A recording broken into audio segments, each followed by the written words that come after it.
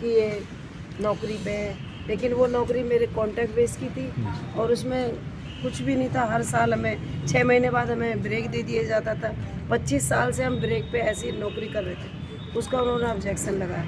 लेकिन मैं अभी भी मैं पीछे नहीं हटूंगी, मैं कोर्ट जाऊंगी।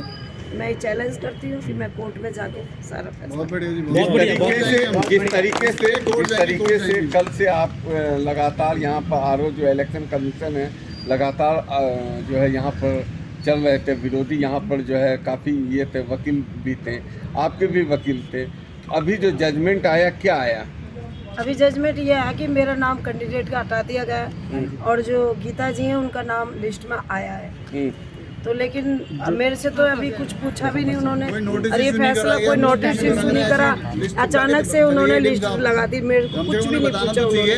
कम से कम मुझे बताना तो चाहिए था। आप जिस तरीके से इलाके में काफी घूम रही थी, आज कई सालों से क्षेत्र में घूम रहे थे, लोगों के बीच में जा रहे थे कि वो सीट निकलने वाली थी, इसलिए सब पीछे। हाँ जी, मैं घर घर जा रही थी अपनी टीम को लेके, हर घर में मेरा प्रचार था। आज से नहीं, मैं 10 सालों से जा रही थी।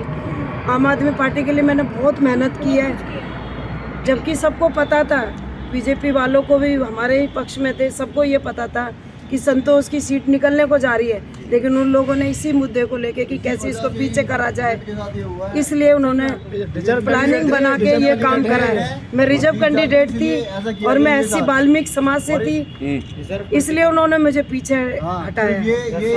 अब आपकी जगह किनको किया गया? संतोष जी कहीं आपके कुछ वकीलों से कोई गलती तो नहीं रही है कागजों में? ये वकीलों की गलती इसके लिए हम चैलेंज करेंगे। मैडम वैसे कैसे हो गया? आप तो पिछले कई सालों से विधायक के साथ थे, विधायक ने 2 बार चुनाव लड़ लिया, पार्षद भी लड़ लिया, सांसद भी लड़ लिया, फिर इतनी बड़ी मिस्टेक पेपरों में कैसे हो गई?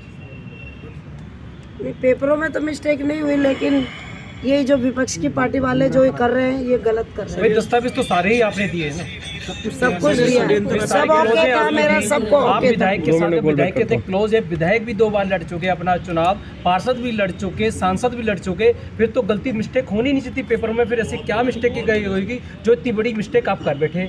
ये पेपरों की मिस्टेक नहीं है, ये पेपरों की मिस्टेक नहीं है, ये विधानसभा सुनो, मैं आपको एक सेकंड भाई, पीछे से कोई ज़्यादा ही नहीं करेगा।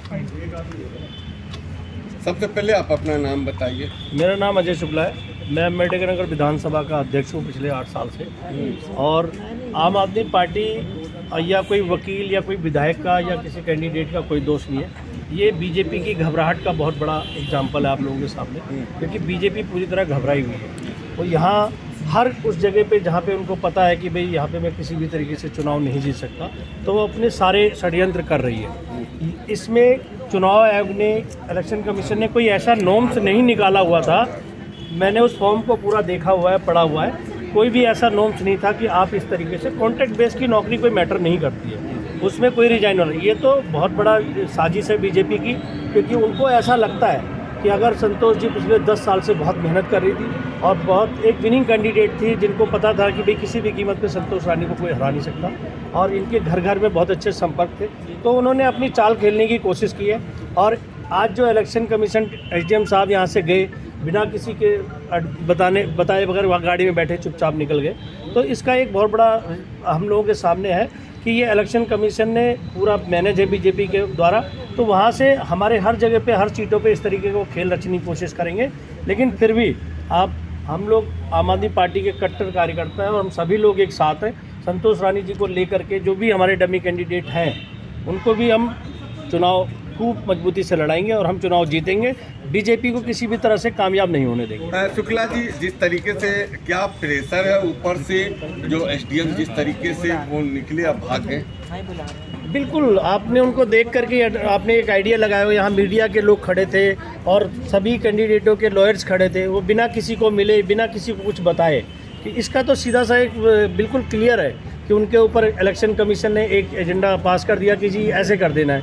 बीजेपी के लोगों से वो लोग एडवाइस लेके, जैसे आपने पीछे 6 महीने पहले देखा है कि एक इलेक्शन कमीशन आज की डेट में खुद जो इंडिविजुअल बॉडी है, जो सभी सरकार से ऊपर माना जाता है, वो आज की डेट में रह ही नहीं गया है।